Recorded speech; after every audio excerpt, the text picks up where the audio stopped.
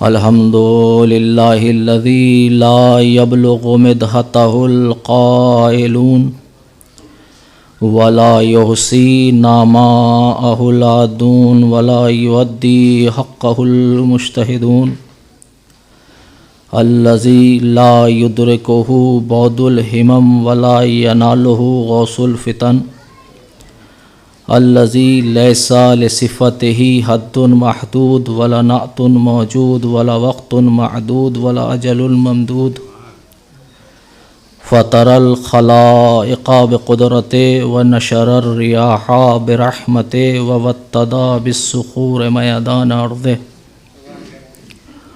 هو الذی الہ کل شیء وخالق کل شیء وصانع کل شیء وعالم بکل شیء هو الحی الذی یحیی کل حی وحی الذی یمیت کل حی وحی الذی قبل کل حی وحی الذی بعد کل حی وحی الذی لیس کمثلہ حی والصلاة والسلام علی رسول الثقلین محبوب رب المشرقین والمغربین جد الحسن والحسین مولانا و مقتدانا ابی القاسم محمد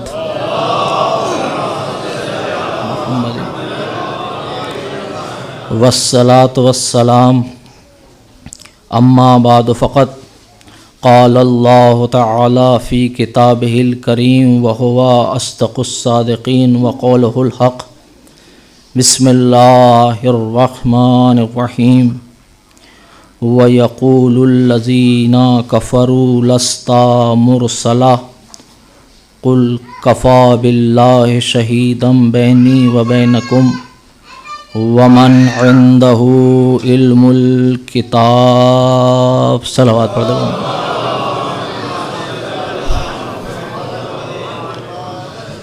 عظمت امیر المومنین پر بآواز بلند صلوات ارشاد فرمائیں۔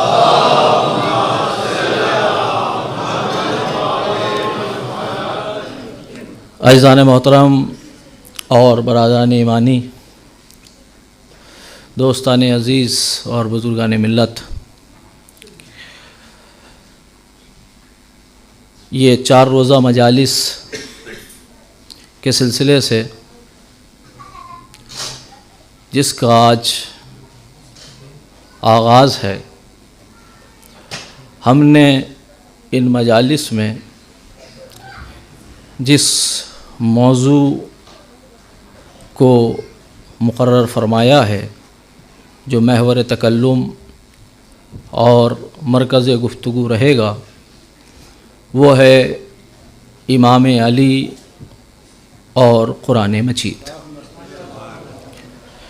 کیونکہ یہ شبہ قدر ایک طرف سے یہ وہ راتیں ہیں کہ جہاں قرآن کا نزول ہے، یا یہ کہوں کہ ایک طرف قرآن صامت کا نزول ہے تو دوسری طرف قرآن ناطق کا صعود ہے۔ قرآن ناطق کی شہادت ہے، تو اس سے بہتر کوئی اور موضوع نہیں ہو سکتا کہ قرآن ناطق اور قرآن صامت کو سمجھا جائے۔ اور یہ ہمارے یہاں دستور ہے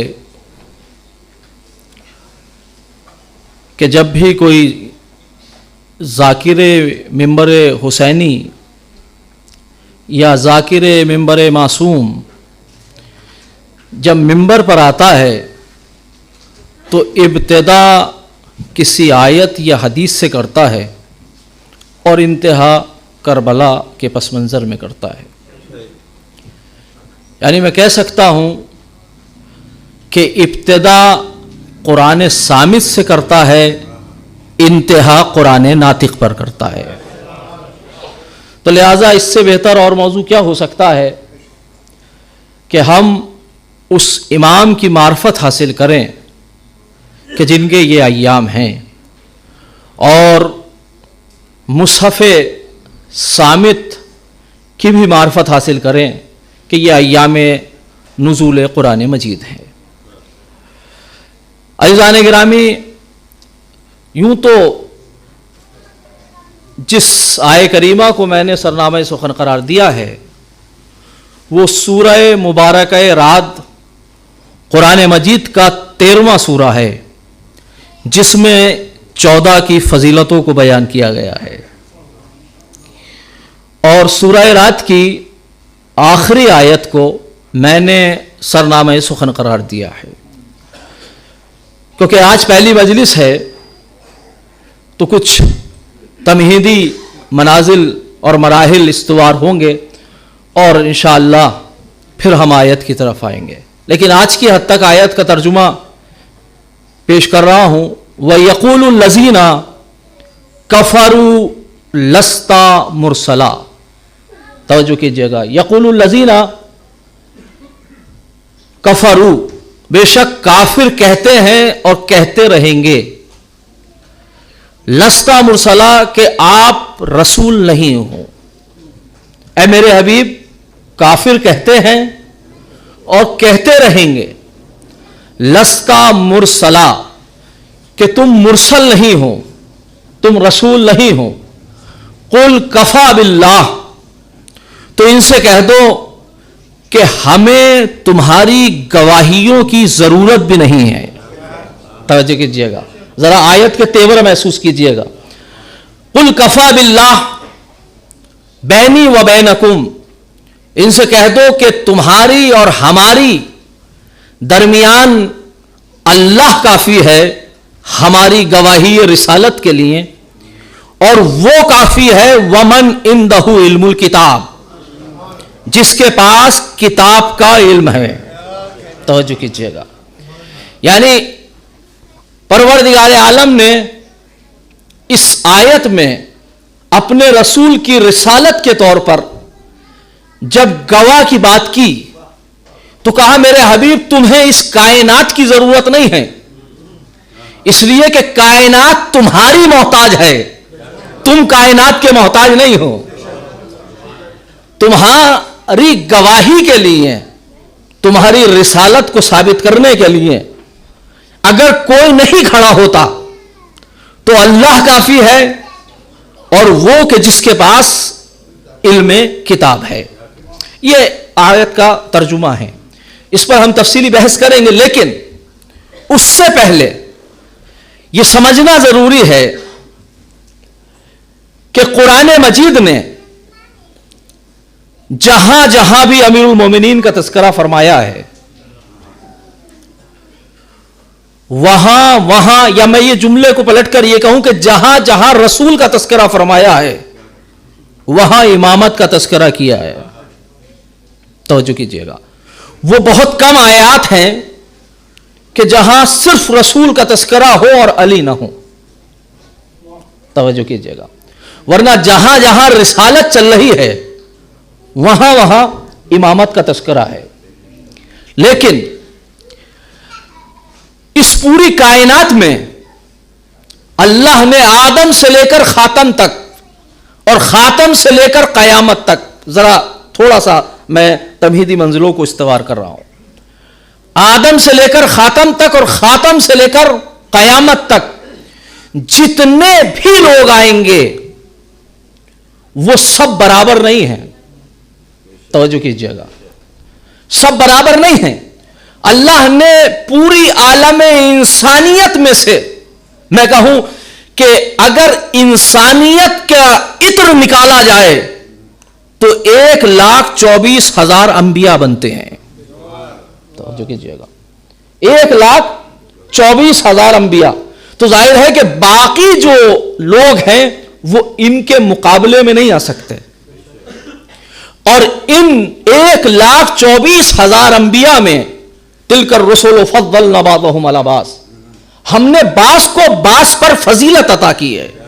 توجہ کیجئے گا، تو لہذا سارے انبیاء 313 رسول کا مقابلہ نہیں کر سکتے جو رسول ہیں، اور ان رسولوں میں جو اولو العزم انبیاء ہیں وہ باقی رسول اور باقی رسول جو ہیں وہ ان اولو العزم کا مقابلہ نہیں کر سکتے. ذرا دائرے کو محسوس کیجئے گا. تو ایک بہت بڑا دائرہ ہے عالم انسانیت کا. عالم انسانیت کو جب محصور کیا گیا افضلیت کا تراکم کے اعتبار سے، ترتیب فضیلت کے اعتبار سے، تو کہا عالم انسانیت میں ایک چھوٹا دائرہ بنا 1,24,000 انبیاء کا.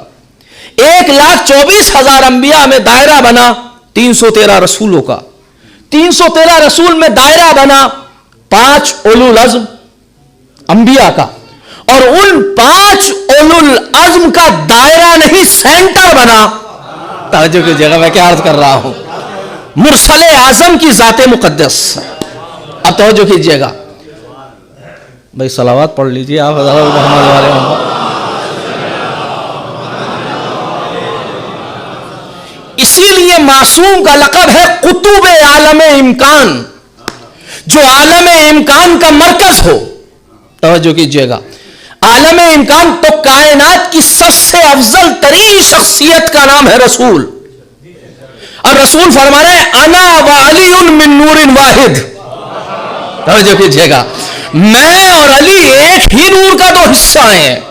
یعنی بتانا یہ چاہ رہے کہ جیسے میں مرکز کائنات ہوں ویسے علی مرکز کائنات ہے. توجہ کیجئے گا، ویسے علی مرکز کائنات ہے. تو اب یہ ایک دائرہ ہے انبیاء کرام کا اور تمام عالم انسانیت کا. لیکن پروردگار عالم نے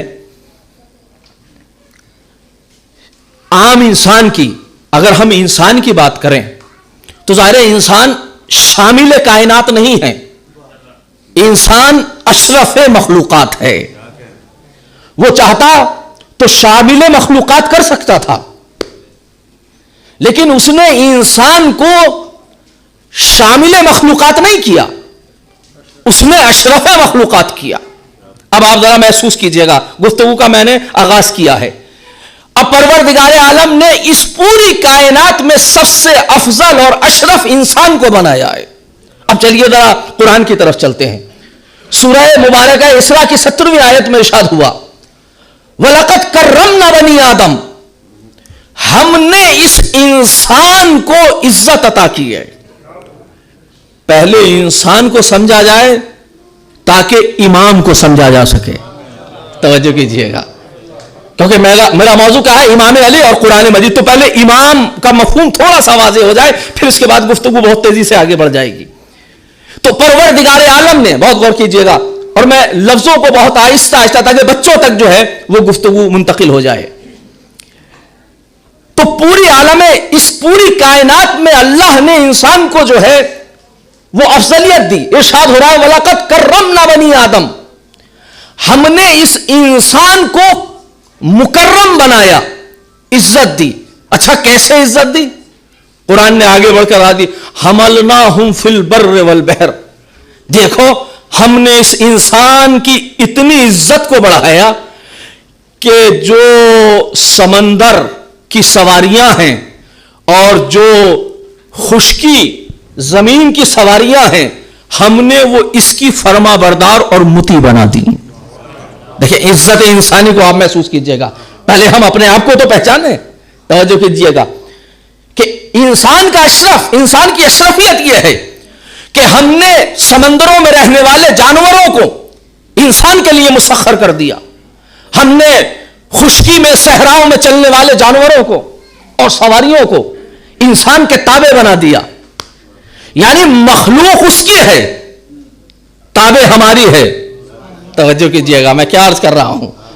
بھئی یہی تو وجہ ہے کہ جب ہم کسی سواری پر بیٹھتے ہیں تو معصوم نے فرمایا جب کسی سواری پر بیٹھو تو کہو سبحان الذی سخر لنا ھذا. بھئی دعائیں سفر پڑھتے ہیں نا یہ آپ. سبحان الذی سخر لنا ھذا، پاک و پاکیزہ ہے وہ ذات کہ جس نے اس کو میرے لیے مسخر بنایا. توجہ کیجئے گا.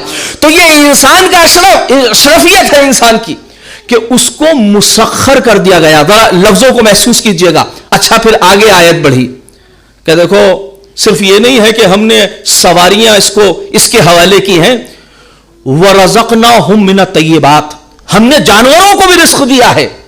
لیکن جب انسان کو رزق دیا تو ہم نے پاکیزہ رزق اس کو دیا. اس کو نجس غلاظت والا رزق نہیں دیا. من الطیبات ہم نے پاکیزہ اور طیب اور پاکیزہ اور اچھا جو ہے رزق اس کے لیے معین کیا. تو یہ انسان کی عزت کو بیان کر رہا ہے پروردگار. اور کہا وہ فضلناہم علی کثیر مما خلقنا وہ تفضیلا. اور نہ جانے کتنی ایسی مخلوقات ہیں کہ جس کی وجہ سے ہم نے انسان کو فضیلت عطا کی ہے.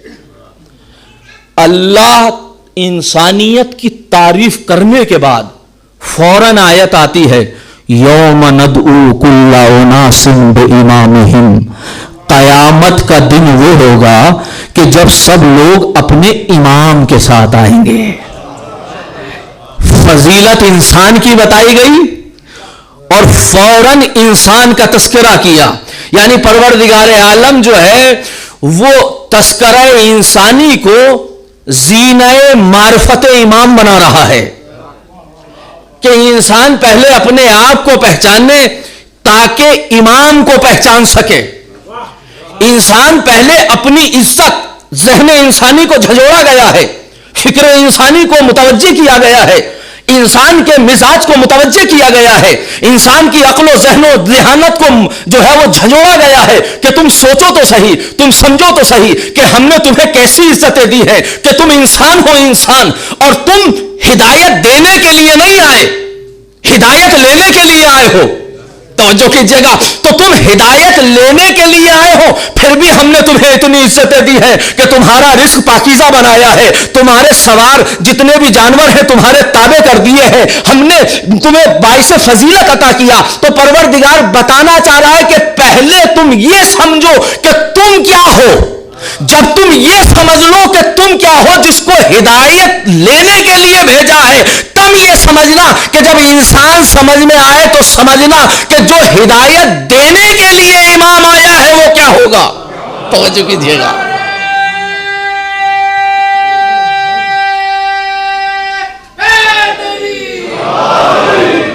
پہلے انسان خود اپنے آپ کو تو سمجھے.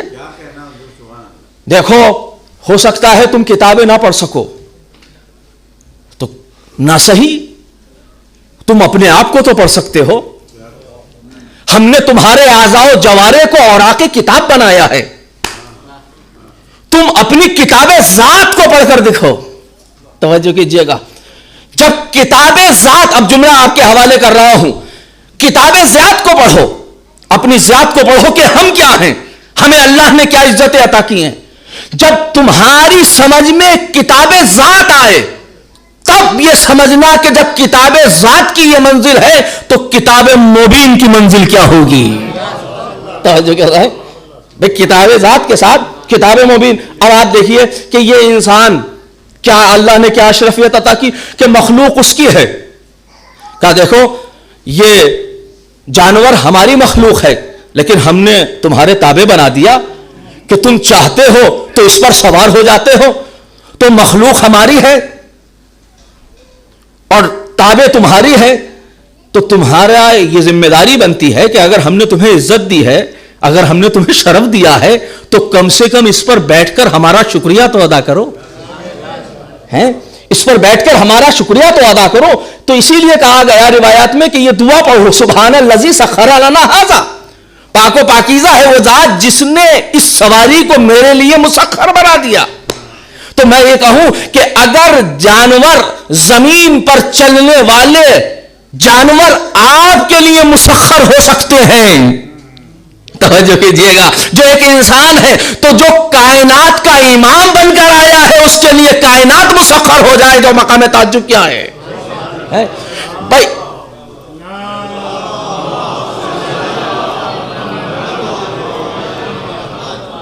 آپ اونٹ پر سوار ہوئے, آپ گھوڑے پر سوار ہو گئے, آپ نے ایڑ لگائی تو چلنے لگا, تو آپ کے پیر کے اشارے سے وہ چل رہا ہے. انسان کے تابع بنا دیا تمہارے پیر سے, تو تم انسان وہ ہو کہ اگر تم پیر سے اشارہ کرو, ایڑ لگاؤ تو جانور چل جائے. لیکن سمجھو امام کائنات وہ ہوتا ہے جو ٹھوکر مار دے تو مردے کو زندہ کر دیتا ہے.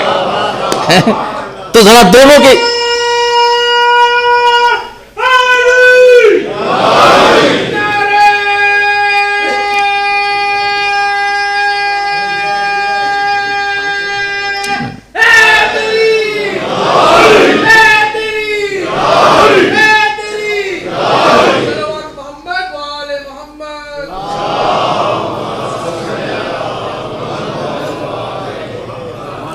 وَرَزَقْنَاهُم مِّنَ الطَّيِّبَاتِ، ہم نے تمہیں پاکیزہ رزق دیا ہے.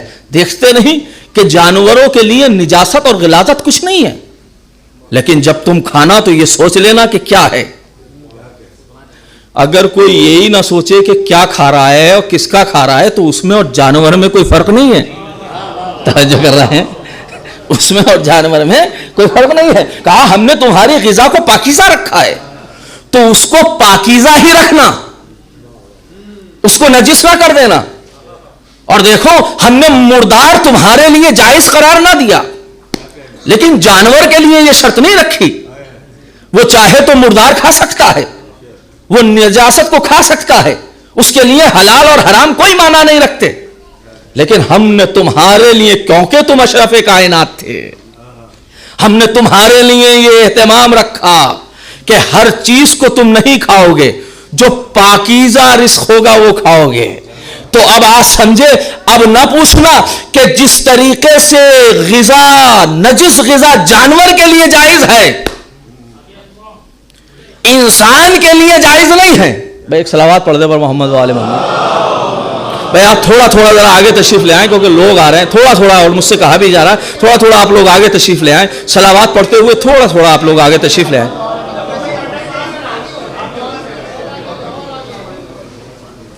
بس صلوات پڑھتے ہوئے تشریف لائیے تھوڑا.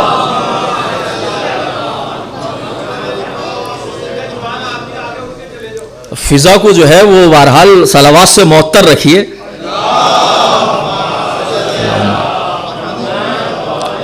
اور خاص طور سے شب ہائے قدر میں تو یہ یوں تو خود صلوات کی ایک اپنی اہمیت ہے، پورا باب ہے اصول کافی میں باب صلوات جس کی فضیلت بیان کی گئی ہے، مگر خاص طور سے شب ہائے قدر میں تاکید کی گئی ہے معصوم سے کہ زیادہ سے زیادہ صلوات جو ہے وہ آپ.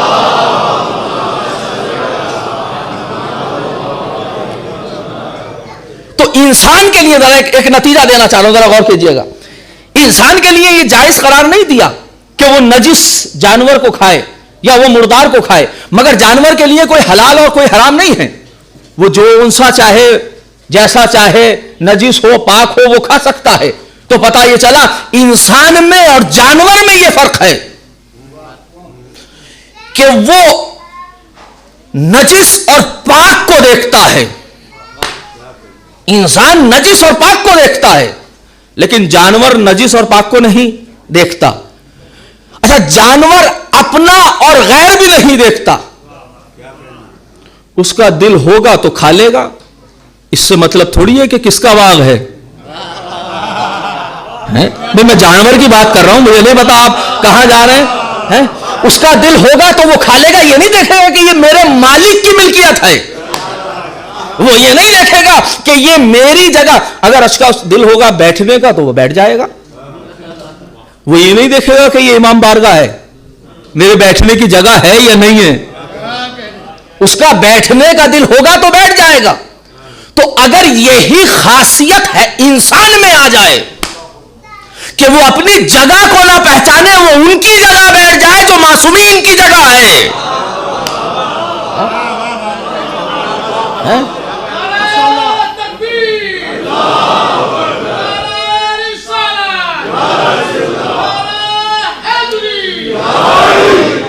تو اللہ نے انسان کو یہ شرف عطا کیا ہے، انسان کو یہ فضیلت عطا کی ہے. دیکھو جب اپنی غذا کو کھانا تو یہ ذہن میں رہے کہ یہ پاک ہے یا نجس، اس لیے کہ تم میں اور جانور میں بڑا فرق ہے.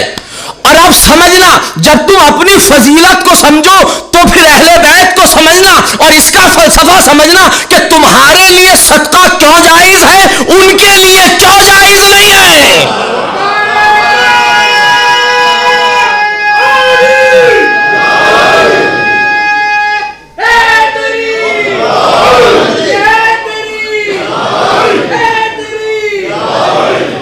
امت وہ ہے کہ جس کے لیے صدقہ جائز ہے. آل محمد وہ ہے جن پر صدقہ حرام ہے.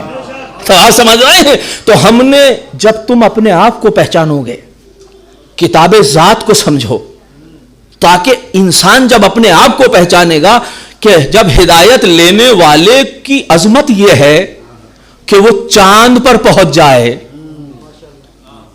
اچھا، چاند پر تو لوگ بہت زیادہ وقت تو نہیں ہوا، جناب آدم سے لے کر اب آنے کے بعد انسان چاند پر پہنچا، 100-150 سال پہلے آپ کر لیجئے، جبکہ 100 سال ہی غالباً ہوئے.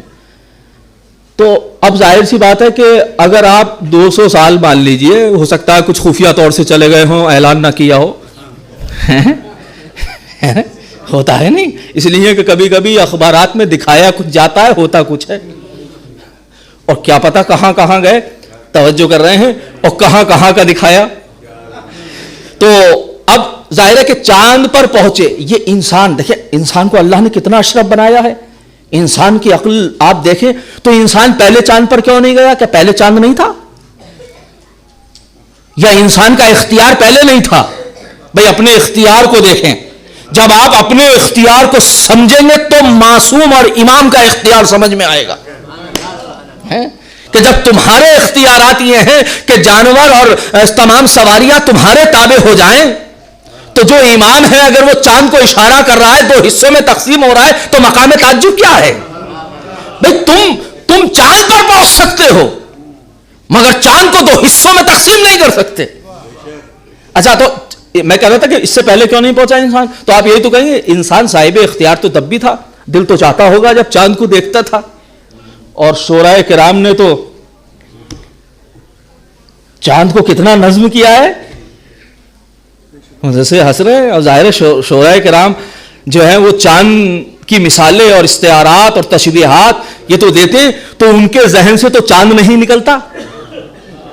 اور کم سے کم جو کبھی نہیں دیکھتا وہ بھی کبھی کبھی تو دیکھ لیتا ہے، وہ بھی کبھی کبھی دیکھ لیتا ہے. تو دل تو ہوتا ہوگا کہ بھئی یہ چاند کیا ہے، اس کی حقیقت کیا ہے، چلو اس کی طرف چلتے. تو انسانیت اب گئی، اختیارات پہلے بھی تھے. تو آپ کہیں گے کیوں نہیں گئے؟ تو کہا گئے اس لیے نہیں کہ اختیارات تو تھے مگر علم نہ تھا.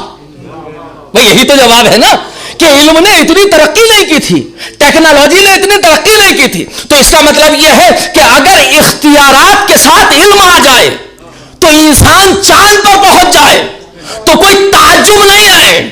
تو اگر چاند پہ آپ پہنچ جائیں تو تعجب نہیں ہے. ارے جو علم لامحدود لے کر آیا ہو اگر وہ معراج کی بلندیوں پر جائے اور کعبہ کوثر پر چلا جائے تو تعجب کیا ہے؟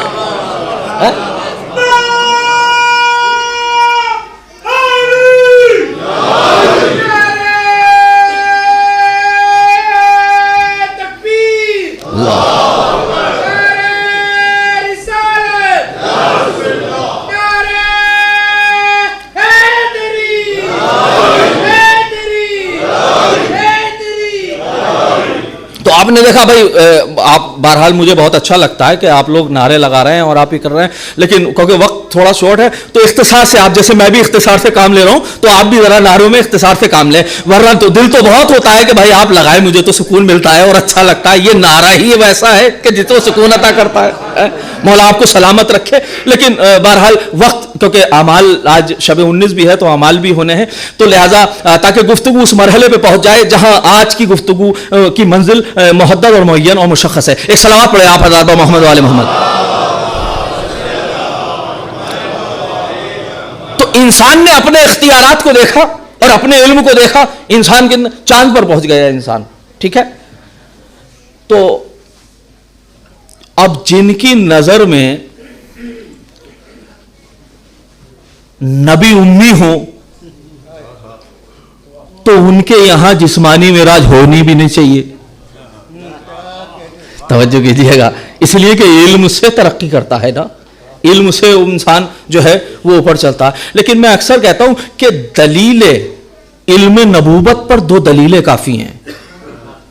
ثبوت علم نبوت کے لیے 2 دلیلیں کافی ہیں. آج آپ اگر نزول قرآن کا سلسلہ، اگر یہاں پر بیٹھے والے افراد جو مومنین بیٹھے ہوئے ہیں ان سے ہی کہوں کہ بھائی آپ قرآن کی تفسیر کریے، تو کتنے لوگ ہوں گے جو قرآن کی، کچھ لوگ ہوں گے کہیں گے بھائی ہم عربی نہیں جانتے، عربی جانیں گے تو تفسیر کریں گے. کچھ وہ ہیں جو عربی جانتے ہیں کہ بھائی عربی جانتے ہیں، ترجمہ کسی حد تک ہم پہنچا سکتے ہیں مگر اس کی تفسیر تو ہم نہیں جانتے. تو تفسیر کرنے کے لیے کم سے کم کچھ علوم کا علم ہونا ضروری ہے. توجہ کیجئے گا، اب میں جملے کو پلٹ رہا ہوں، یعنی قرآن کو سمجھنے کے لیے کچھ علوم کا ہونا ضروری ہے تاکہ آپ تفسیر جو ہے وہ کر سکیں. نہ جانے یہ کیا فکر امت اسلامی ہے کہ جو قرآن کو سمجھنا چاہے اور تفسیر کرنا چاہے اسے بہت سے علوم کی ضرورت ہے، لیکن اللہ نے جس کو قرآن سمجھانے کے لیے بھیجا اس کو امی بھیج دیا ہے. بھائی جس کو قرآن سمجھانے کے لیے بھیجا گیا ہے، تو قرآن کا وجود علم نبوت کی دلیل ہے، ایک چیز ہے. اور دوسرا آپ فرما رہے انا مدینۃ العلم وعلی بابھا، میں شہر علم ہوں، علی اس کا دروازہ ہے. کہا میرے علم کو دیکھنا ہے تو اس کے علم کو دیکھو جو میری پیروی ایسے کر رہا تھا جیسے اونٹ کا بچہ اپنی ماں کی اتباع کرتا ہے، اپنی ماں کی اتباع کرتا ہے. تو ہم نے یہ دیکھا کہ جب علی کے علم کی منزل آئی تو آواز دی سلونی سلونی، جو چاہے وہ پوچھ لو. تو یہ دعویٰ کون کر سکتا ہے؟ جو چاہے وہ پوچھ لو. جو انسان پڑھتا ہے وہ بھی نہیں کہتا کہ جو اس میں سے جو چاہے وہ پوچھ لو. جس سبجیکٹ کا علم انسان کو ہوتا ہے، جس سبجیکٹ میں آپ نے پی ایچ ڈی کی ہے، کیمسٹری میں فرض کریں تو کیمسٹری کا سارا علم سے متعلق سارے سوالات آپ جواب دیں، ہو بھی سکتا ہے اور نہیں بھی ہو سکتا، احتمال ہے. وہ کہتے ہیں صاحب اس سے متعلق جو بھی آپ سوال کرو ان سے پوچھ لو. کہا ٹھیک ہے ہم پوچھ لیں گے، مگر یہ ہے کہ اب ہم نے جو پوچھنا شروع کیا تو ہو سکتا ہے کہ کوئی ایسا بھی سوال آئے کہ وہ کہے میں دیکھ کر بتاؤں گا. تاریخ میں ایسے بھی لوگ ہیں جو پوچھ کر بتاتے ہیں، خواتین سے پوچھ کر بتاتے ہیں. بہرحال نہیں جانتے تو پوچھنے میں کوئی حرج بھی نہیں ہے. توجہ کر رہے ہیں، ہمیشہ آپ چیز کو نگیٹو نہ لیا کریں، کچھ چیزیں پوزیٹیو اچھی رہتی ہیں. تو اب ظاہر سی بات ہے کہ اگر کوئی پوچھ کے بتا رہا ہے تو وہ بھی اپنی جگہ غلط نہیں ہے، لیکن یہ طے بات ہے کہ وہ یہ کہہ سکتا ہے کہ میں کیمسٹری کا عالم ہوں تو کیمسٹری کے بارے میں بتا سکتا ہوں، اس لیے کہ میرے علم محدود ہے اس دائرے تک. تو جب علم محدود ہے اس دائرے تک تو یہ کہہ نہیں سکتا کہ جو چاہے وہ پوچھو. توجہ کیجیے گا میں کیا عرض کر رہا ہوں. تو اگر کہہ رہے ہیں کہ جو چاہے وہ پوچھو اور پھر اس کے بعد کہہ رہے ہیں علمنی رسول اللہ، مجھے رسول نے 1000 باب علم کے تعلیم کیے اور میں نے ہر باب سے 1000 باب نکالے. توجہ کر رہے ہیں. تاریخ میں بس دو ہی حدیثیں ملتی ہیں کہ جب استاد کے بارے میں پوچھا جائے، بھئی کوئی بڑا پڑھا لکھا انسان آتا ہے تو اس سے پوچھتے نہیں کہ آپ نے کون سی یونیورسٹی میں پڑھا، آپ کے اساتذہ کون کون سے تھے. علی کا کوئی استاد ہے؟ توجہ کیجئے گا، کل انشاءاللہ تفصیل سے بیان کروں گا، آج تو صرف اشارے کر رہا ہوں. کہا ہاں 2 حدیثیں ہیں.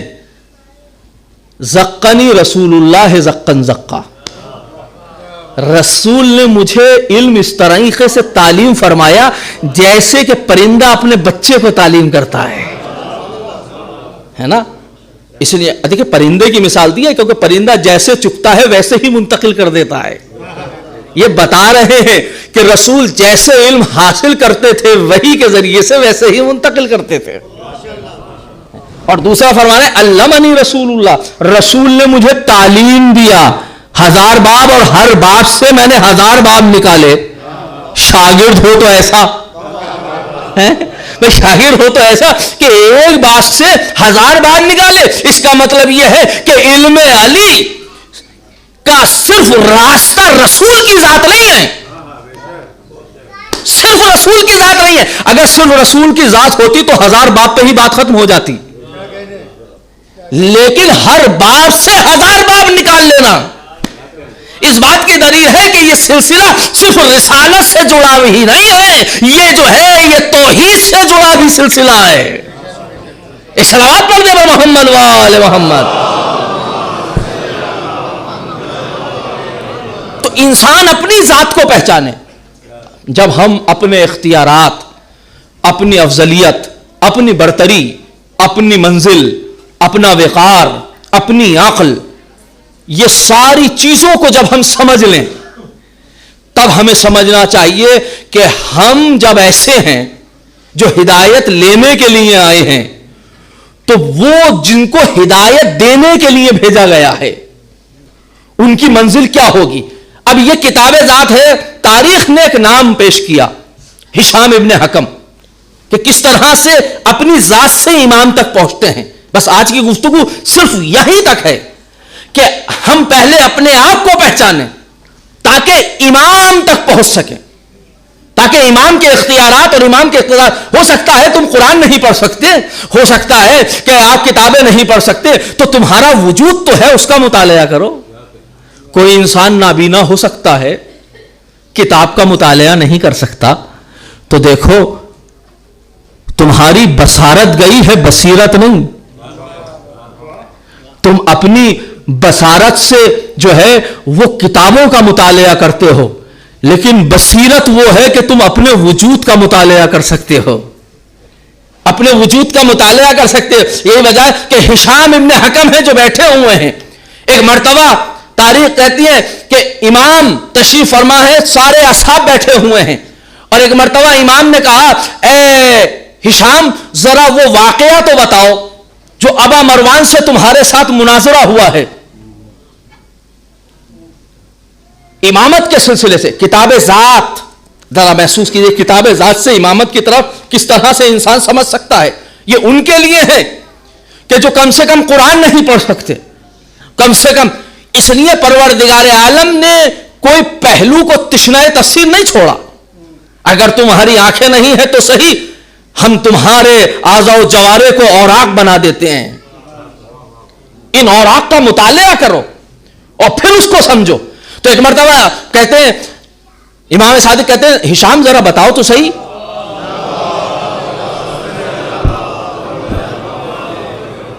بھائی دیکھیے، اب آپ صلوات بھی اتنی آہستہ سے پڑھیں تو اتنا تو وقت ہے.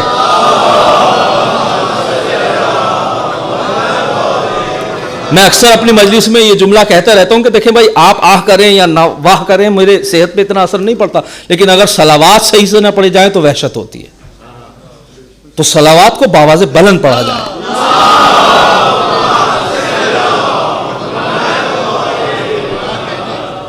لیکن یہ تو ایک الگ بات ہے کہ علی کی ذات ہی وہ ہے کہ انسان جب فضائل سنتا ہے تو رہ نہیں سکتا بغیر آہ کیے ہوئے واہ کیے ہوئے ہیں.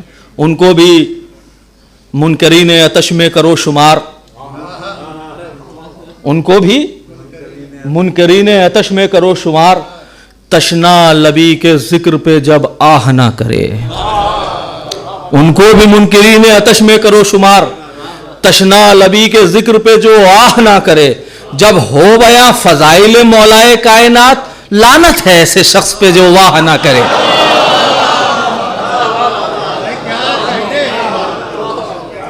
دیکھیں، اس کا مطلب یہ نہیں ہے کہ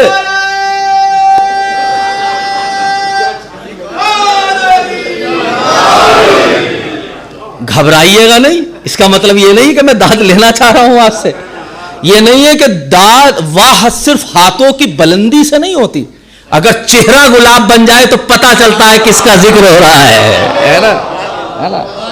چہرے سے پتا چلتی ہے کہ یہ کمالات کو سن کر کیسا محسوس کر رہے ہیں. تو اس لیے کہ بعض چہرے اتنے مکروہ ہوتے ہیں جب ذکر اہل بیت کیا جائے. باخدا آپ چہرے سے آپ ذکر کیجئے. اچھا، یہ معیار آج نہیں ہے، یہ رسول کا دیا ہوا معیار ہے کہ آپ علی کا ذکر کیجئے تو چہرہ بتائے، تو چہرہ بتا دے گا، چہرہ بتا دے گا کہ یہ ادھر والے ہیں یا ادھر والے ہیں. بھئی دو ہی ہیں، یا مبغض یا محب. اے علی، تم سے محب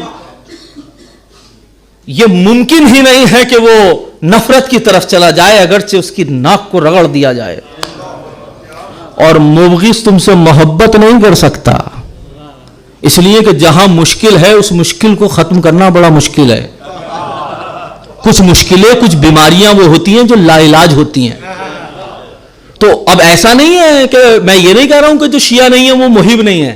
میں نے شیعہ کا لفظ استعمال نہیں کیا، اس لیے کہ میں کون ہوتا ہوں استعمال کرنے والا جب معصوم نے استعمال نہیں کیا. معصوم نے محب اور مبغض کا لفظ استعمال کیا ہے. یا تو بغض کرنے والا ہوگا یا محبت رکھنے والا ہوگا. اگر وہ مبغض ہے تو انجس من الکلب، وہ کتے سے زیادہ نجس ہے. یہ معصوم کی حدیث ہے جس کو مراجع کرام نے نقل فرمایا ہے. جو مبغض رکھتا ہے، جو حسد رکھتا ہے، جو کینہ رکھتا ہے اور اپنے حسد کو جو ہے وہ ظاہر کرتا ہے. چلتے ہو کیوں علی کے کمالات دیکھ کر؟ عزت خدا بھی دیتا ہے اوقات دیکھ کر. تو یہ جلنے کی جو کیفیت ہے یہ آ جاتی ہے، محسوس ہو جاتا ہے. تو جلتے ہو کیوں علی کے کمالات دیکھ کر؟ عزت خدا بھی دیتا ہے اوقات دیکھ کر. ملتی جو ایسے ویسوں کو، ہلتی نہ ذوالفقار.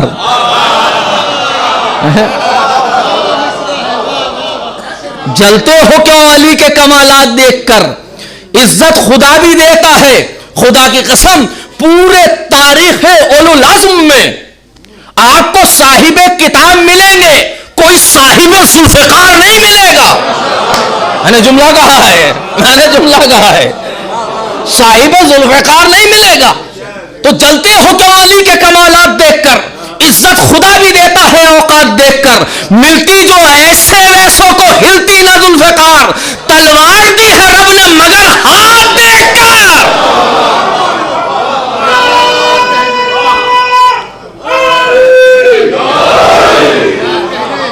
تو وہ ید اللہ ہے.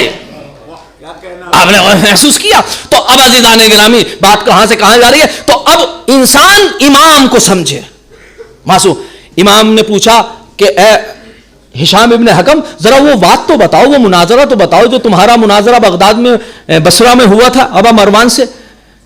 کہا یا ابن رسول اللہ انا استحی بین یدیک لا یتکلم لسانی بین یدیک. یا رسول اللہ، یا ابن رسول اللہ، میں آپ کے سامنے شرما رہا ہوں اس لیے کہ جلالت امام مانے ہیں. جلالت امام مانے ہیں کہ میں آپ کے سامنے گفتگو، میری زبان حرکت نہیں کرتی. آواز دی اذا امرتکم بشیء ففعلوا. دیکھو جب ہم کسی شے کا حکم دیں تو اس کو انجام لاؤ. اس لیے کہ جب حکم آتا ہے تو ادب پیچھے چلا جاتا ہے. اب منزل حکم ہے. تو ایک مرتبہ کہنے لگے، میں بتا رہا ہوں کہ کیسے کتاب ذات سے کتاب امام میں مبین تک پہنچ سکتے ہیں. کتاب ذات سے کتاب مبین تک کس طریقے سے پہنچا جا سکتا ہے. اور کل سے جو گفتگو کتاب مبین پر حسرن ہوگی. آج تو صرف میں اپنے کتاب ذات سے، اپنے نفس سے کہ انسان کیسا ہے تاکہ امام کو سمجھے کہ پھر امام کیسا ہوگا. تو اب بیان کرنے لگے، کہنے لگے مولا جمعے کا دن تھا، اتفاق سے آج جمعہ ہے. جمعے کا دن تھا. نماز جمعہ کے بعد ابا مروان معتزلہ کا ایک عالم تھا جو بیٹھتا ہے اور لوگ اتنے جمع غفیر لگ جاتا ہے اور جوق در جوق آتے ہیں اور سوالات کرتے ہیں، وہ سب کے جوابات دیتا ہے. سارے اصحاب بیٹھے ہوئے ہیں، ذرا یہ نقشہ محسوس کیجئے گا. اصحاب بیٹھے ہوئے ہیں اور جناب ہشام اپنا واقعہ بتا رہے ہیں. جناب ہشام جو ہے تخصص رکھتے ہیں امامت میں اسپیشلسٹ ہیں، تخصص رکھتے ہیں. جب بھی کوئی مسئلہ ہوتا ہے امامت کا تو امام کہتے ہیں ہشام ذرا اس کا جواب دو. جب کوئی آتا ہے اور امامت کے بارے میں پوچھتا ہے تو آپ کہتے ہیں ہشام ذرا ان کے بارے میں ان کا جو اشکالات ہیں اور سوالات ہیں ان کو حل کرو. تو اب یہ آپ کی ذمہ داری اور میری ذمہ داری ہے کہ جو امامت کا اسپیشلسٹ ہے اگر ہمیں امامت کو سمجھنا ہے تو اس کے ذریعے سے سمجھیں.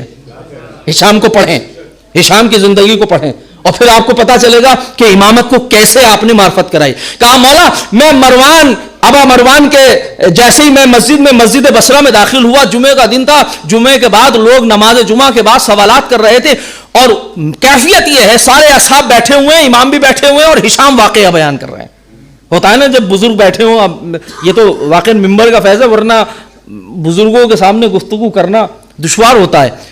تو ہشام نے ایک مرتبہ کہا مولا میں جیسے ہی پہنچا تو مجمع بہت زیادہ تھا، میں مجمع کے سب سے آخر میں جا کر بیٹھا. کسی نے پوچھا ہشام تمہیں آگے تو نہیں بیٹھنا چاہیے تھا، پیچھے تو نہیں بیٹھنا چاہیے تھا، آگے جا کر بیٹھتے. کہنے لگے کہ میں پیچھے اس لیے بیٹھا تاکہ جو کچھ میں کہوں وہ بھی سب سنے, اور جو کچھ وہ کہے وہ بھی سب سنے. بھئی مائک کا تو زمانہ تھا نہیں اس وقت, ہے نا. خطبہ جو ہے غدیر کا اسی وجہ سے کئی گھنٹوں تک چلتا رہا کہ چند لوگ جیسے یہ افراد بیٹھے, رسول فرماتے تھے اور یہاں کے لوگ آگے کے لیے پہنچاتے تھے, امام رسول انتظار کرتے تھے یہاں تک کہ وہ جملہ مکمل ہوتا تھا, تب دوسرا جملہ آپ ارشاد فرماتے تھے. یہ کیفیت تھی. تو ہشام نے کہا میں اس لیے سب سے آخر میں جا کر بیٹھا. اب سب سے آخر میں جا کر بیٹھے نوجوان ہیں. تاریخ نے لکھا کہ مشکل عمر جو ہے وہ 22 سے زیادہ نہیں تھی. اب جیسے ہی جا کر بیٹھے تو ایک مرتبہ سامنے بیٹھے ہوئے ہشام کو جیسے ہی دیکھا اس عالم نے, تو ایک مرتبہ کہنے لگا کہ حل انت غریب, کیا تم غریب الوطن ہو؟ کہا ہاں میں غریب الوطن ہوں اور میرا ایک سوال ہے. تو کیا سوال ہے, کیا سوال کرنا چاہتے ہو؟ اچھا لوگ اپنے اپنے اعتبار سے الگ الگ سوالات کر رہے ہیں اور آپ جواب دیتے. ابا مروان جو ہے عالم ہے, کوئی معمولی انسان نہیں ہے. تاریخ نے اس کا علم کا چرچا مانا ہے اور لوگ جوابات سن رہے ہیں اور وہ جوابات دے رہا ہے. ہشام نے انگلی کو اٹھایا, کہا میرا ایک سوال ہے.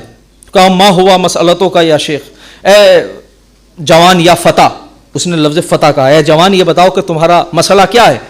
کہنے لگے حل لکا عینان, اے شیخ یہ بتاؤ کہ تمہاری آنکھیں ہیں, کتاب ذات سے امام کی طرف کیسے پہنچنا ہے ہشام سے سنیے, توجہ کیجئے گا. یا شیخ حل لکا عینان, کیا تمہارے پاس آنکھیں ہیں؟ جواب دیتا ہے کیفا مسئلتوں کا یا فتح, حل تسأل ما تراک, تو وہ پوچھ رہا ہے جس کو خود دیکھ رہا ہے. دیکھیں معمولی انسان نہیں تھا, جواب کی کیفیت سے پتہ چل رہا ہے. کہا کہ تو وہ پوچھ رہا ہے جس کو تو خود دیکھ رہا ہے. ہشام نے مسکرا کے کہا ہا کذا مسئلتی یا شیخ, شیخ میرا مسئلہ کچھ ایسے ہی ہے, جو میں پوچھ رہا ہوں اس کا جواب چاہیے. دیکھیے یہ مناظرے کی ایک کیفیت ہے کہ اپنے مد مقابل سے وہ جملے کہلواؤ تاکہ بعد میں یہ نہ کہہ سکے کہ میں نے یہ کہا نہیں تھا. جو کیجیے گا, یا میرا یہ مطلب نہیں تھا, میرا مطلب کچھ اور تھا.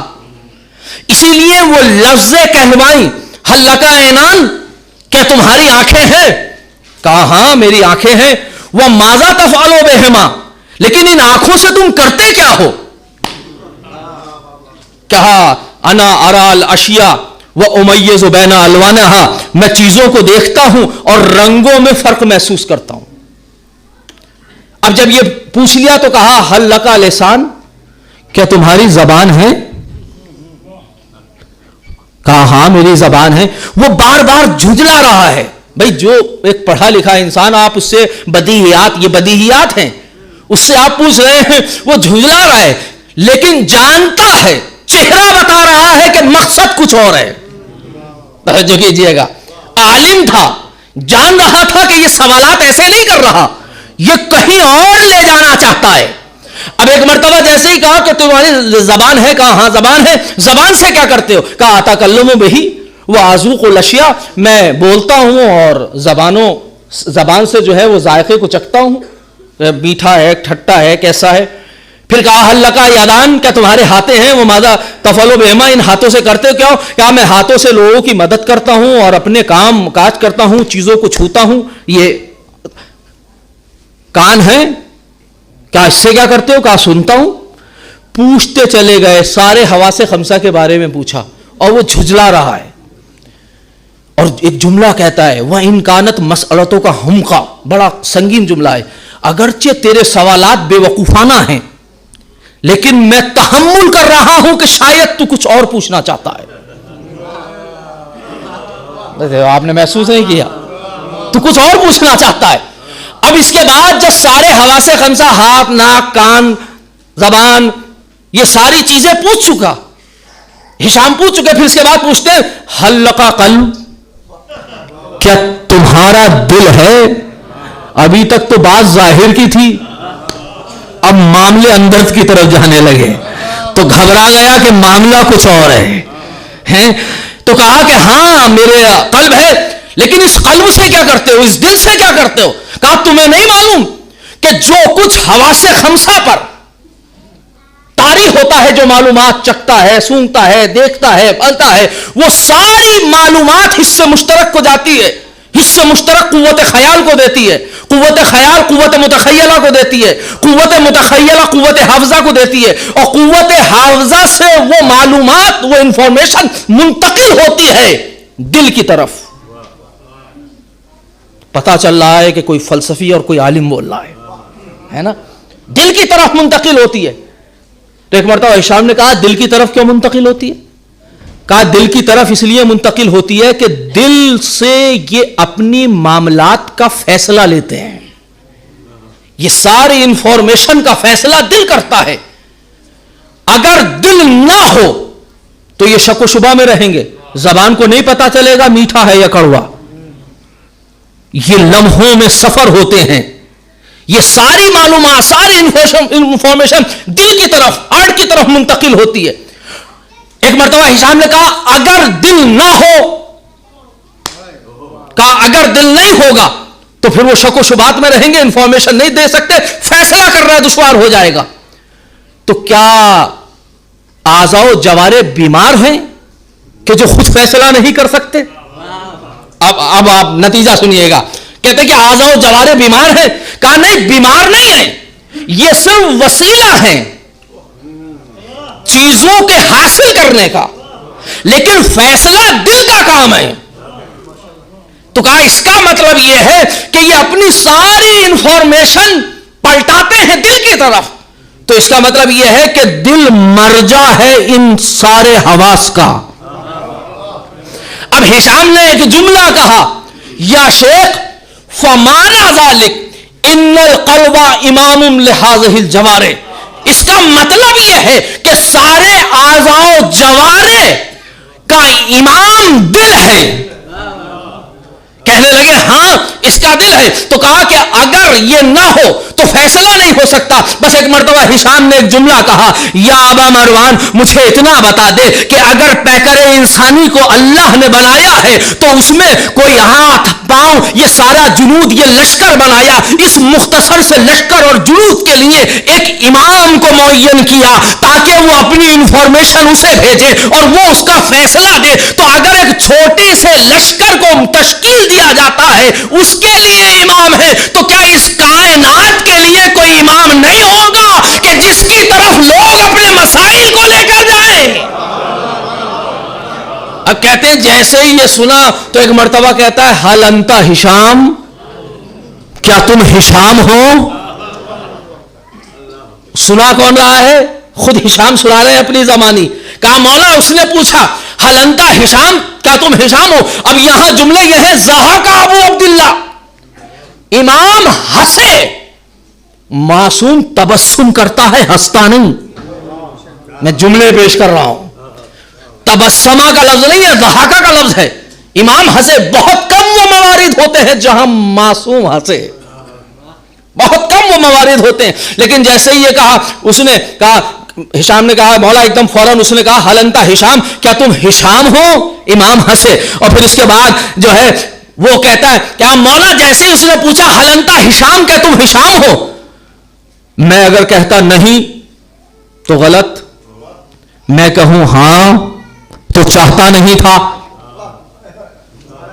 توجہ کیجئے گا. اب جیسے یہ کہا حل انت ہشام، تم ہشام ہو، کہا مولا میں نے سر کو جھکا کر مسکرانے لگا، اور جیسے ہی میں مسکرایا وہ سمجھ گیا یقیناً یہ ہشام ہے. اور ایک مرتبہ کہتا ہے الیہ الیہ یا فتح، اے جمان آ میرے پاس آ، اور آنے کے بعد بیٹھ اور ان لوگوں کے جوابات بتا. اور جب تک، ایک مرتبہ لوگوں سے خطاب کر کر کہتا جب تک ہشام یہاں ہیں سب لوگ ان سے سوال کرو. اللہ اکبر. دشمن بھی علم پر مجبور ہو جاتا ہے. جب تک یہ ہشام موجود ہیں ان سے سوال کرو. اس کا مطلب یہ ہے علم وہ طاقت ہے کہ جو دشمن کو بھی احترام پر مجبور کر دیتی ہے. کہ حل انت ہشام، کیا تم ہشام ہو؟ الیہ یا فتح، اے فتح جوان میرے قریب آؤ. کہا مولا میں جا کر بیٹھ گیا، میں جوابات دیتا رہا. اب امام ہنسے اور ہنسنے کے بعد سارے اصحاب ہنسنے لگے. ایک مرتبہ فرمایا، امام نے عجیب جملہ کہا، بس نتیجہ دے رہا ہوں، واقعہ ختم ہو چکا، روایت ختم ہو. امام نے ایک جملہ کہا، من این علمت یا ہشام، اے ہشام یہ تم نے کہاں سے سیکھا؟ توجہ کیجئے گا، یہ کتاب ذات سے کتاب مبین کی طرف کیسے منتقل کیا؟ یہ تم نے کہاں سے سیکھا؟ کہا مولا شیئن اخذت منک والفتہ، مولا دیا تو آپ کا ہوا ہے مگر اس میں ترتیب تھوڑی میری ہے. توجہ کر رہے ہیں؟ مولا علم آپ کا ہے مگر میں نے اس کو مرتب کیا ہے، میں نے اس کو ترتیب دی ہے. شیئن اخذت منک والفتہ، آج سے میں نے چیز کو لیا اور تالیف کر دیا، اس کو جمع کر دیا، مرتب کر دیا. امام نے کہا واللہ ھذا موجود فی صحف ابراہیم و موسیٰ، اے ہشام یہ جو تم نے استدلال کیا ہے یہ صحف ابراہیم و موسیٰ میں یہ استدلال موجود ہے. امام تائید کر رہے ہیں یہ استدلال و استنتاج جو تم کر رہے ہو ہشام کو نہیں پتا. اس کا مطلب یہ ہے اب اس حدیث کی وضاحت ہوتی ہے کہ جب کوئی ہمارے بارے میں بولتا ہے تو ہم اس کی مدد کرتے ہیں. تو اب آپ کی سمجھ میں آیا کہ یہ 100 سال کی عمر گزارنے کے بعد مراجع کرام جب گفتگو کرتے ہیں تو یہ استدلال کیوں صحف ابراہیم و موسیٰ سے ملتا ہے؟ وجہ یہی ہے کہ تائید امام پردہ غیب سے ہوتی ہے. صلوات پڑھ دے محمد وآل محمد. تم ہمارے ناصر ہو، اہلن یا ناصرانہ. شاعر سے کہا تھا بھائی مندر صاحب آپ تو بہت اچھے شاعر ہیں، اظہر بھائی یہ سب شورا کرام بیٹھے ہوئے، کاشف بھائی. تو اب اہلن بے ناصرنا، امام نے فرمایا شورا کرام کو دیکھ کر فرزدق دیبل، خوش آمدید ہے ہمارے مددگار. تو جو مددگار ہو، یا زرارہ جو فقیر تھے کہتے تھے انا افتخر و مثلک، ہم تم جیسے لوگوں کو فخر کرتے ہیں کہ تم جیسے لوگ ہوں. توجہ کر رہے ہیں؟ تو لہٰذا امام کتاب ذات سے امام کو سمجھا جائے، امام کے اختیارات کو سمجھا جائے. جب امام انسان اپنے اختیارات اور اپنے اندر کہ میں اشرف مخلوقات کیوں قرار دیا گیا، جب وہ اس چیز کو سمجھے گا تو اس کی سمجھ میں امام آئیں گے. اور امام کل گفتگو، آج گفتگو کو یہاں روک رہا ہوں، کل گفتگو ہوگی مباشر کس طرح سے امام اور قرآن اور امام علی کا رابطہ قرآن سے ہے اور کس طریقے سے دونوں ایک دوسرے کے لیے متلازمان ہیں. کل سے انشاءاللہ اس پر گفتگو ہوگی اور سیرت امیر المومنین پر بات ہوگی. بس میرے عزیزو، تو امام یہ صرف اور صرف معصوم کا امتیاز ہے. مولا امیر المومنین جیسے دیکھیں، معصوم کے جو امتیازات ہیں وہ اپنی جگہ، ہمارے لیے وہ قدوہ ہیں، ہمارے لیے ہادی ہیں، ہم ان کے اعتبار سے ان کی پیروی کریں گے. لیکن معصوم کے کچھ اعمال وہ ہوتے ہیں جو معصوم سے خاص ہوتے ہیں، وہ پیروی کے لیے نہیں ہوتے. کچھ افعال، کچھ کام پیروی کے لیے نہیں ہوتے. جیسے نماز شب آپ کے لیے مستحب ہے، معصوم کے لیے واجب ہے. اسی طریقے سے خود معصومین کے اندر کچھ چیزیں ایک معصوم سے خاص ہوتی ہیں، دوسرے معصوم کی نہیں ہوتی. جیسے لقب امیر المومنین، یوں تو ہر امام جو ہے وہ مومنین کا امیر ہے، لیکن جب بھی کسی امام کو لفظ امیر المومنین کہہ کر خطاب کیا تو آپ نے خاموش کر دیا، کہا خبردار ہمیں امیر المومنین نہ کہنا. یہ لقب صرف ہمارے جد نامدار کا ہے، یہ لقب ہمارے جد. اس سے آپ سمجھے، اس کا مطلب یہ ہے کہ قیاس آرائیہ نہ کیجئے. شریعت میں قیاس نہیں ٹھہرے، قیاس کی کوئی جگہ نہیں ہے. جو انہوں نے عطا کیا ہے اس پر عمل کیجئے.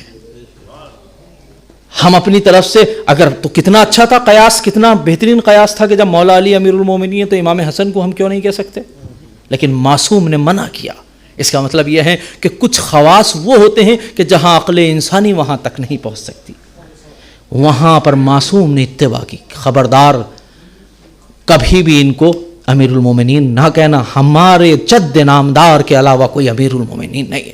47 ہجری کا رمضان ہے. مولا امیر المومنین خطبہ ارشاد فرما رہے ہیں. رمضان مبارک ہے اور رمضان مبارک کی کیفیت میں تاریخ کہتی ہے کہ جب 47 ہجری کا رمضان آیا تو مولا امیر المومنین کی کیفیت یہ ہے کہ بار بار گاہ بگاہ موقع بموقع فرماتے جا رہے ہیں دیکھو یہ وہ مہینہ ہے جس میں میری داڑھی کو میرے خون سے خضاب کر دیا جائے گا. آج شب 19 ہے, شب ضربت ہے. مجھے یہ کہنے کی ضرورت نہیں ہے کہ آپ گریہ کیجئے. تاریخ بتاتی ہے کہ رمضان کی 6 تاریخ جب آئی اور امام نے یہ جملے کہے تو لوگوں میں چیمی گوئیاں ہونے لگیں کہ آخر یہ امام ایسا کیوں فرما رہے ہیں. تاریخ بتاتی ہے کہ یہاں تک کہ 17 رمضان آ گئی. امام منبر کوفہ پر خطبہ ارشاد فرما رہے ہیں. دائیں طرف حسن ہے, بائیں طرف حسین ہے. ایک مرتبہ امام خطبہ دیتے دیتے آنکھوں میں آنسو آئے اور ایک مرتبہ امام حسن سے فرمایا میرے لال رمضان کے کتنے دن گزر گئے؟ آواز دی بابا 17 دن گزر گئے. پھر ایک مرتبہ مخاطب ہو کر فرمایا میرے لال حسین عید کے کتنے دن رہ گئے؟ عزیزو عید آئے گی, آپ عید کریں گے. اللہ آپ کے بچوں کو سلامت رکھے, نوجوانوں کے والدین کو سلامت رکھے. مگر زینب کے دل سے پوچھو کہ 47 ہجری کا عید کی کیفیت کیا تھی. بس ایک مرتبہ کہتے ہیں بابا عید کے 13 دن رہ گئے ہیں. تاریخ بتاتی ہے کہ امام کی آنکھوں سے آنسو آئے اور پھر اس کے بعد خطبے کو منقطع فرمایا. لوگوں میں چیمی گوئیاں پھر ہونے لگی کہ آخر مزہ کیا ہے, کہ کیوں بار بار آپ پوچھیں. آپ بار بار کہہ رہے ہیں دیکھو یہ مہینہ وہ ہے, یہ اللہ کا مہینہ ہے, اس میں میری داڑھی کو میرے خون سے خضاب کر دیا جائے گا. یہاں تک کہ تاریخ بتاتی ہے کہ 18 رمضان آ گئی آج کی تاریخ, اور 18ویں کا روزہ افطار یعنی شب 19 آج کی جو شب تھی 18ویں کا روزہ گزر کے اور شب 19 جب آئی تو آج کے دن افطار جناب ام کلثوم کے یہاں تھا, بیٹی کے یہاں. بیٹا حسن یہ رمضان میں اپنی بیٹیوں سے کہ ہاں افطار کرنا چاہتا ہوں. امام کا خود مطالبہ ہے. باپ اپنی بیٹیوں سے بڑی محبت کرتا ہے. مجھے نہیں معلوم کہ علی کو کتنی محبت تھی, لیکن ہاں تاریخ نے عجیب جملے لکھے. جب صحیح افطار کا وقت قریب آیا تو ایک مرتبہ ام کلثوم نے دسترخوان کو بچھا دیا اور تاریخ کہتی ہے کہ چند روٹیاں اور آدھا گلاس دودھ کا اور نمک یہ رکھا. جیسے یہ 3 چیزیں رکھی, ایک مرتبہ امام نے بیٹی ام کلثوم کے چہرے کو دیکھا. اس وقت شہزادی کی عمر تقریباً 32 سال ہے. ایک مرتبہ دیکھ کر کہتی ہے میری لاڈلی تم تو اپنے بابا کے مزاج سے واقف ہو نا, جیسے کہ تمہارے نانا نے, جیسے کہ رسول نے کبھی ایک وقت میں 2 غذا نہ کھائی. میری لاڈلی کہ تم نے اپنے بابا کو کبھی دیکھا ہے کہ ایک وقت میں 2 غذائیں کھاتے؟ اب ایک مرتبہ بیٹی چاہتی تھی کہ دودھ چھوڑے اور نمک کو اٹھا لے. ایک مرتبہ گلاس کو اٹھایا اور کہا نہیں مجھے نمک مرغوب ہے, دودھ لے جاؤ. اس لیے کہ ام کلثوم کوفے میں بہت سے یتیم وہ ہے جنہیں دودھ میسر نہیں ہے. بس تاریخ بتاتی ہے کہ ایک مرتبہ افطار کیا, رات آئی, امام نے نماز مغرب اور تمام تعقیبات و اعمال اور سوروں کی تلاوت کی. جب نصف شب آئی تو ایک مرتبہ امام حجرے سے باہر نکلے اور ایک مرتبہ آسمان کی طرف دیکھتے ہیں, کبھی حجرے میں آتے ہیں اور زبان پہ کلمہ استرجا ہے, انا للہ و انا الیہ راجعون, انا للہ و انا الیہ راجعون, انا للہ و انا الیہ راجعون. تاریخ بتاتی ہے کہ اتنے میں ایک مرتبہ امام نے جملہ کہا, جیسے ہی ستاروں کو دیکھا فرمایا ہاذہ اللیلہ قد وعدنی رسول اللہ, یقیناً یہی وہ رات ہے جس کا وعدہ رسول نے کیا. پھر اس کے بعد ایک مرتبہ جیسے اس کیفیت کو ام کلثوم نے دیکھا, دوڑ کے قریب آئی, اے بابا میں نے آپ کی کبھی یہ کیفیت نہیں دیکھی, یہ کیفیت عجیب ہے. میری لاڈلی تم تو جانتی ہو نا کہ تمہارا باپ کبھی کسی سے گھبرایا نہیں, بڑا بڑا پہلوان سامنے آ گیا مگر علی کے چہرے پر کبھی کوئی شکن نہ آئی. لیکن اے ام کلثوم, آج تمہارا باپ اس کی بارگاہ میں جا رہا ہے جو قادر مطلق. جزاکم ربکم خیر الجزا. بس تاریخ بتاتی ہے نصف شب بھی گزر رہی تھی کہ اتنے میں علی تعقیبات میں مصروف تھے کہ اتنے میں زنجیروں کی جھنکاروں کی صدائیں بلند ہوئی. ایک مرتبہ دروازے کے باہر تلواروں کی جھنکاروں کی آواز آئی. ایک مرتبہ کیا دیکھا, دروازے کو کھولا, نصف شب ہوئی ہے, کیا دیکھا کہ حذیفہ یمنی ہیں جو ننگی تلوار لیے ہوئے, 40 افراد ننگی تلواریں لیے ہوئے علی کے گھر کا محاصرہ کر رہے ہیں اور حذیفہ یمنی آگے ہے. بس ایک مرتبہ علی نے دیکھا, کیا دیکھا کہ حذیفہ سامنے کھڑے ہوئے ہیں. اے حذیفہ, جیسے ہی حذیفہ نے علی کو دیکھا کہ دروازہ کھلا, سلام کیا, ہائے, قریب آئے, سلام کیا, علی نے جواب سلام دیا, آواز دی, حذیفہ اس نصف شب میں ہمارے گھر کے محاصرے کا مطلب کیا ہے؟ ایک مرتبہ حذیفہ کی آنکھوں سے آنسو آ گئے اور سر کو جھکا کے کہا, آقا جب سے یہ رمضان شروع ہوا ہے آپ بار بار یہ کہہ رہے ہیں کہ یہ وہ مہینہ ہے جس میں میری داڑھی میرے خون سے خضاب ہو جائے گی. اے آقا, تو پھر ہمارے جینے کا فائدہ کیا ہے؟ کس کی ہمت ہے کہ جو ہمارے ہوتے ہوئے آپ کو نقصان پہنچائے؟ تو ہم نے یہ فیصلہ کیا ہے کہ عید کے صرف 12 دن رہ گئے ہیں, ہم 12 دن آپ کے گھر کا محاصرہ کریں گے تاکہ آپ کو کوئی نقصان نہ پہنچائے. بس ایک مرتبہ اتنا جملہ سنا, آواز دی, حذیفہ میں کون ہوں؟ آپ میرے آقا ہیں, آپ امام ہیں, آپ مفترض الطاعہ ہیں. اے حذیفہ, میں امام کی حیثیت سے کہہ رہا ہوں, اپنے گھر کو واپس چلے جاؤ, اپنے گھر کو واپس چلے جاؤ. حذیفہ کہتے ہیں دل تو نہیں تھا لیکن حکم امام سے مجبور تھا, لیکن جا رہا تھا, لیکن جاتے جاتے مڑ مڑ کے اپنے مولا کا چہرہ دیکھ رہا تھا کہ کہیں یہ وہ رات نہ ہو.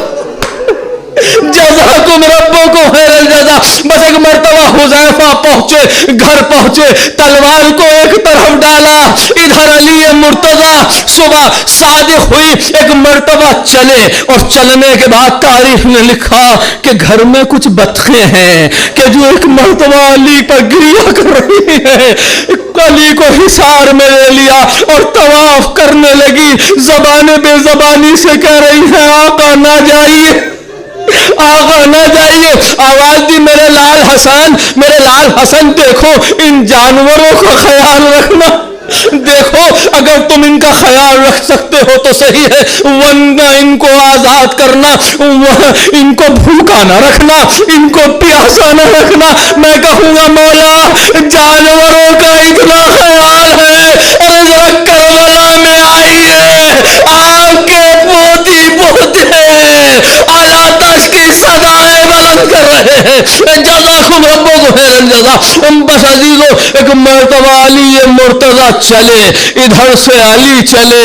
تاریخ نے لکھا کہ ادھر حذیفہ یمنی بستر پر لیٹے, جیسے ہی زوجہ نے دیکھا, حذیفہ تم اپنے آقا کو تنہا چھوڑا ہے, حذیفہ تمہارا آقا بار بار کہہ رہا ہے یہ وہ مہینہ ہے جس میں ہماری داڑھی کو خضاب کر دیا جائے گا. حذیفہ اپنے آقا کو تنہا چھوڑا ہے, ہاتھوں کو جوڑا, کہا اے زوجہ میں اور اپنے آقا کو تنہا چھوڑاؤں یہ ممکن نہیں ہے, لیکن میں کیا کروں, حکم امام سے مجبور ہوں. لیکن میں جانتا ہوں ارے میرا آقا تو پریشان نہ ہو, میرا آقا کوئی معمولی آقا نہیں ہے, میرا آقا وہ ہے جو قاتل مرہم و انکر ہے, میرا آقا وہ ہے کہ جس کے سامنے کوئی بہادر نہیں آتا. بس یہ کہہ کر حذیفہ ایک مرتبہ بستر پر لیٹے, چند لمحوں کے لیے آنکھ لگی تھی کہ ایک مرتبہ زوجہ نے شانوں کو ہلایا.